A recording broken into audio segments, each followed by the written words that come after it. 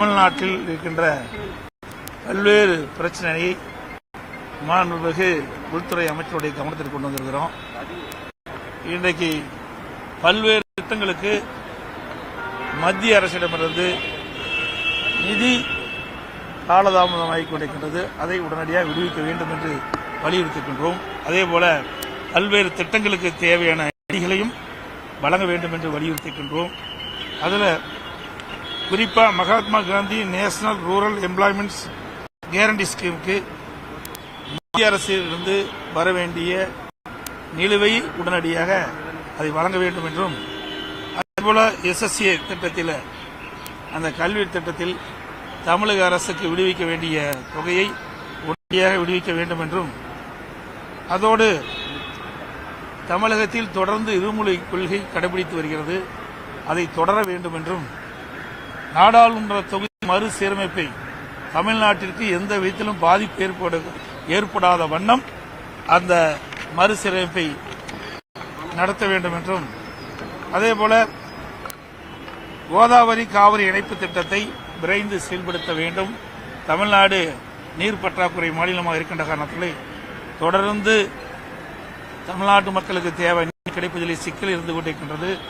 அதை நிறைவேற்றுகின்ற விதமாக நிலையாக தமிழ்நாட்டு மக்களுக்கு நீர் கிடைக்கின்ற விதமாக கோதாவரி காவிரி இணைப்பு திட்டத்தை விரைவுபடுத்த வேண்டும் என்றும், அதேபோல் நடந்தாய்வாளி காவிரி திட்டம் ஏற்கனவே அதிமுக ஆட்சி இருக்கின்ற பொழுது பாரத பிரதமர் இடத்தினுடைய கவனத்திற்கு கொண்டு வந்து அந்த நடவடிக்கையின் பேரிலே நாடாளுமன்ற ஜனாதிபதி உரையிலே இது இடம்பெறச் செய்து அந்த திட்டம் இப்பொழுது செயல்பாட்டுக்கு வர இருக்கின்றன.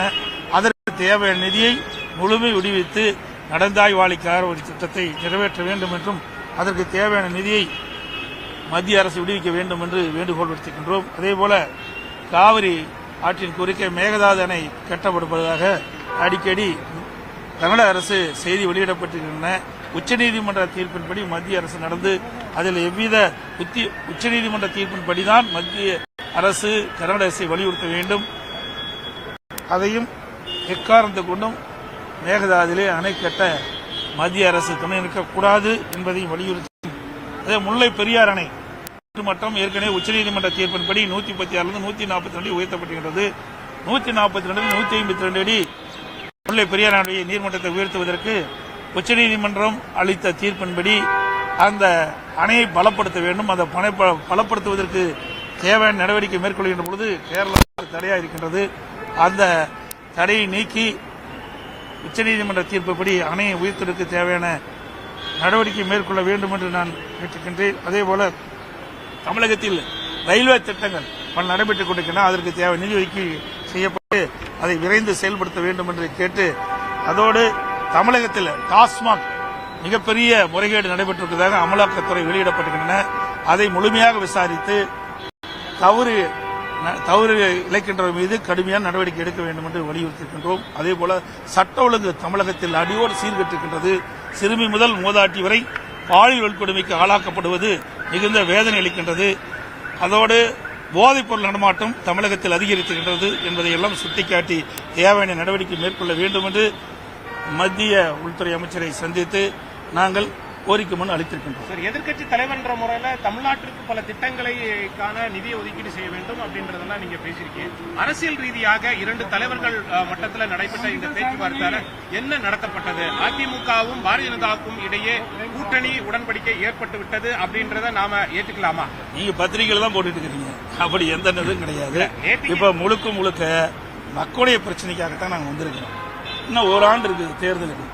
அதெல்லாம் கூட்டணி அமைக்கிறாங்க, இப்பதான் பேச்சுவார்த்தை நடக்கிறாங்க, ஒரு 15 நிமிஷம் தனியா பேசுறாங்க அப்படின்னு செய்தியெல்லாம் உங்களுடைய பத்திரிகையில ஊடகத்தில் விறுவிறுப்பான செய்தி வெளியிடத்துக்கு ஆகும் ஒழிய அது மாதிரிலாம் கிடையாது. முழுக்க மக்களுடைய பிரச்சனையை பேசுவதற்கு தான் எங்களுடைய நாடாளுமன்ற நான் எங்களுடைய மூத்த தலைவரோடு சந்தித்து உள்துறை அமைச்சருடைய கவனத்தில் கொண்டு சென்றிருக்கிறோம். 40 நிமிடங்கள் நீங்க நேற்றைக்கு உள்துறை அமைச்சரை வந்து சந்தித்திருக்கிறீங்க. பல்வேறு திட்டங்களை பற்றி அரசியல் ரீதியாகவும் பேசியிருப்பீர்கள். பல மாதங்களுக்கு பிறகு நேற்றைய தினம் நீங்க அமித்ஷா ஜியை வந்து சந்திச்சிருக்கீங்க. கண்டிப்பாக அரசியல் ரீதியாக பேசியிருப்பீர்கள் என்று நாங்கள் எதிர்பார்க்கிறோம். கண்டிப்பாக அந்த அரசியல் ரீதியாக பேசப்பட்டது என்ன என்பதை கொஞ்சமாவது நீங்க சொல்லுங்க. அனைத்து இந்திய அண்ணா திராவிட முன்னேற்ற கழகத்தை பொறுத்த வரைக்கும் முழுக்க மக்களுடைய பிரச்சனை பேசுவதற்கு தான் நாங்கள் அவரை சந்திச்சு பேசியிருக்கிறோம். அது மட்டும் இல்ல, ஏற்கனவே அனைத்து இந்திய அண்ணா திராவிட முன்னேற்றவுடைய நாடாளுமன்ற கட்சி அலுவலகத்தில் வீடியோ கான்ஃபரன்ஸ் திறந்து வச்சோம். அதை நேரடியாக பார்வையிட்டு அதுக்கு பிறகு நேரம் எங்களுக்கு கேட்டிருந்தா வாய்ப்பு இருந்தா பார்க்கலாம் வாய்ப்பு கொடுத்தாங்க. மக்களுடைய பேசுறதுக்கு வாய்ப்பு கொடுத்தாங்க. இதையெல்லாம் விளக்கமாக எடுத்து பேசணும். கிட்டத்தட்ட 40 நிமிஷம் சொன்னீங்க, 40 நிமிஷம் 45 நிமிஷம் ஒவ்வொரு திட்டத்தையும் எடுத்து சொன்னோம். நீங்க நடந்தாய்வாளி காவிரி திட்டம் என்னென்ன இருக்குது விளக்கணும். அதுபோல கோதாவரி காவிரி இணைப்பு திட்டம் என்னென்னலாம் இப்பொழுது நடவடிக்கை மத்திய அரசு எடுத்து வருகிறது என்பதையெல்லாம் சுட்டிக்காட்டணும். அதே போல இன்றைக்கு தமிழகத்தில் இன்றைக்கு டாஸ்மாக் நடந்த மிகப்பெரிய ஊழல் இன்றைக்கு அமலாக்கத்துறை நடவடிக்கை எடுத்திருக்குது. அதை பற்றி விளக்கமா எடுத்து சொன்னோம். அதே போதைப் பொருள் விற்பனை தமிழ்நாட்டில் அதிகமா இருக்குது. அதையெல்லாம் விவரமா கேட்டார். என்ன நடக்குது, ஏது நடக்குது, அதையெல்லாம் நாங்கள் விவரமா சொன்னோம். அவரெல்லாம் கவனமா எடுத்துக்கொண்டார்கள். தமிழ்நாட்டுக்கு தேவையான உதவியை செய்வோம் என்று சொல்லிக்கின்றார்கள். அதே போல இந்த மிக மோசமான சூழ்நிலை தமிழ்நாடு சென்று கொண்டிருக்கின்றது. அதனால மத்திய அரசு தலையிட்டு இதுக்கு முற்றுப்புள்ளி வைக்க வேண்டும் என்று நாங்கள் கேட்டுக்கொண்டோம். ஏங்க இல்ல இருக்குது. இப்ப எலெக்ஷன் நடக்குது, எலெக்ஷன் அறிவிச்சிருக்காங்க. அது வேண்டாங்க. போன தடவை 2 எலெக்ஷன் நடந்தது. 2019 நடந்தது. எப்ப கூட்டணி அமைச்சோம்? 2021 நடந்தது. முதல்ல நீங்க சிந்திச்சு பாருங்க. எல்லாமே தேர்தலுக்கு நெருங்கும் போதுதான் கூட்டணி அமைப்பாங்க. கூட்டணி என்பது வேற, கொள்கை என்பது வேற. எங்களுடைய கொள்கை எப்பொழுதும் நிலையானது. கூட்டணி என்பது சந்தர்ப்ப சூழ்நிலைக்கு தகுந்த மாதிரி மாறும். இப்ப இருக்கிற திமுக கட்சியோட இருக்கிற கட்சி, திமுக கூட்டணி அங்க வைக்கின்ற கட்சியில் அங்கேயே இருக்க போதா? அதெல்லாம் கிடையாது. அதாவது அந்த நேரத்தில் எப்படி சூழ்நிலை ஏற்பதோ அதுக்கு தகுந்த மாதிரி தான் கூட்டணி மாறும். இப்ப நான் கிட்டத்தட்ட நீங்க பாத்தீங்கன்னா அடுத்த மார்ச் தான் நடக்குது. இன்னும் ஒவ்வொரு ஆண்டு இருக்குது. ஓராண்டுக்கு முன்பாகவே உங்களுக்கு விறுவிறுப்பான செய்தி வேணும், பத்திரிகை செய்தி வேணும் என்பதற்காக போட்டு கொடுத்து எங்க இடத்துல வாங்காதீங்க. எங்களுடைய நிலைப்பாடு இதுதான். தமிழ்நாட்டு மக்களுடைய பிரச்சனையை ஆளுங்கட்சியா இருந்தாலும் சரி, எதிர்கட்சியா இருந்தாலும் சரி, மக்களுடைய பிரச்சனையை முன்வைத்து மக்களுக்கு தேவையான பிரச்சனை தீர்ப்பு வைப்பதிலே முனைப்பாக இருக்கின்ற கட்சி அதிமுக கட்சி என்பதை தெரிவித்து அனைத்து ஊடகங்களுக்கும் பத்திரிகைகளுக்கும் நன்றி.